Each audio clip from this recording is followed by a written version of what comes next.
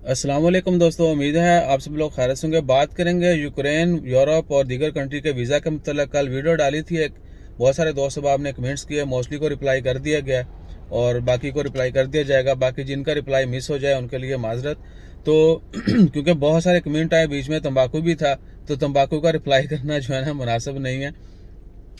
देखिए, सिंपल सी बात है, सबसे पहले आपने यूक्रेन जाना है।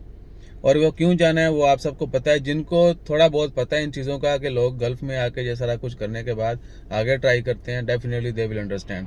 और यूक्रेन से यूरोप या दीगर कंट्रीज़ में जाने के लिए और भी आसानी है, ठीक है जी, क्योंकि उन ममालिक के साथ रिलेशन अच्छे हैं। वैसे भी यूक्रेन जो है वो मोल्दोवा, रोमानिया, पोलैंड के साथ है।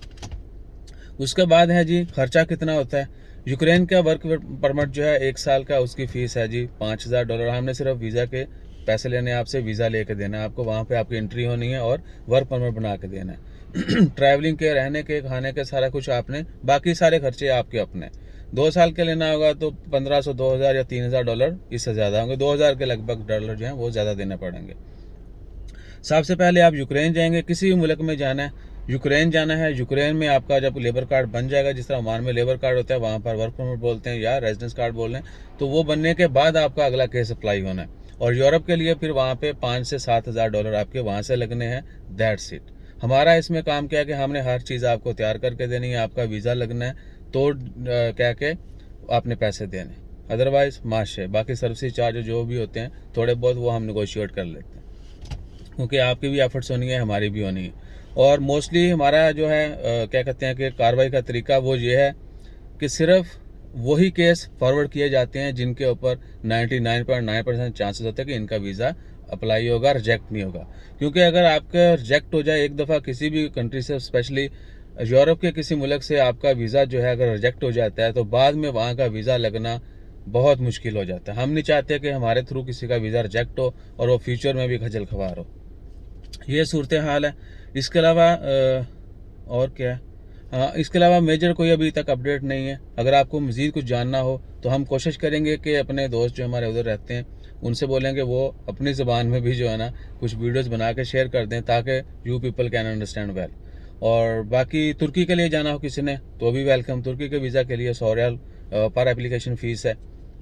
और तुर्की से आगे, और विजिट वीज़ा देखिए, बहुत सारे लोग जो हैं विजिट पे जाके स्लिप हो जाते हैं, इसलिए हम विजिट वीज़ा किसी को ऑफर नहीं करते, ना ही करना चाहेंगे, ना ही आप भी नहीं करें। अगर आप भी कोई काम कर रहे हैं इस तरह का तो विजिट वीज़ा जो है ना किसी को ऑफर नहीं करें, क्योंकि बहुत सारे लोग ऐसे हैं जो विजिट लेते हैं यूक्रेन का, क्योंकि यूक्रेन के साथ पोलैंड है और मोल्दोवा है, रोमानिया, तो वहाँ से वो बॉर्डर क्रॉस कर जाते हैं, ठीक है।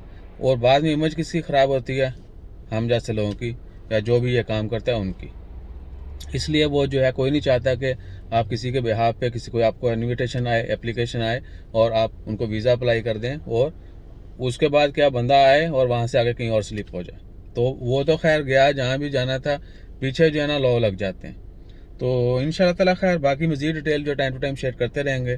और कोशिश करेंगे प्लीज़ चस्का ना लें अगर कोई वाकई सीरियस हो, क्योंकि हम जो हैं ना तो अभी काम कर रहे हैं, ना हम नए हैं, बहुत सालों से काम कर रहे हैं। सोशल मीडिया के ऊपर बहुत देर के बाद है, वो अलग बात है।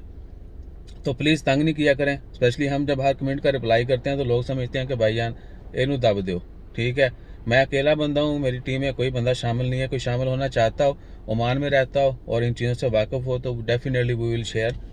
जो हमें यूट्यूब से आता है हम उसमें भी आपके साथ शेयर कर देंगे।